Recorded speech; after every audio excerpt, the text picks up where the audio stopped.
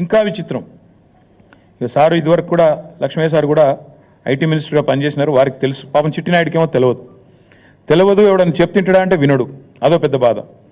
ఆయన ఎంత మూర్ఖుడు అంటే, మేము కేసీఆర్ గారి ప్రభుత్వంలో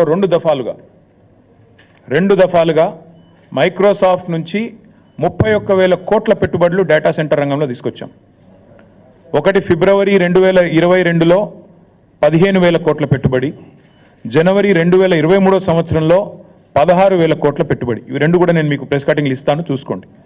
మేము ఓపెన్గా బాజాప్తా మైక్రోసాఫ్ట్ పెద్దలు సత్యనాదెల్ల గారి నుంచి మొదలు పెడితే వాళ్ళ వివిధ అధికారులను కలిసి ఒప్పించి మెప్పించి హైదరాబాద్లో ఉండే సానుకూల పరిస్థితులు వివరించి, ఇక్కడి ప్రభుత్వం యొక్క మంచి విధానాలు వివరించి మొత్తం 31,000 కోట్ల పెట్టుబడి మైక్రోసాఫ్ట్ డేటా సెంటర్లు, వాటికి మేము సాధించాం.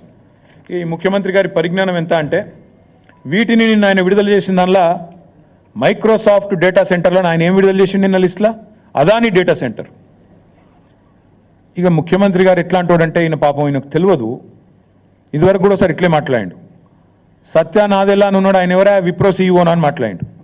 ఇప్పుడు కూడా గంతే.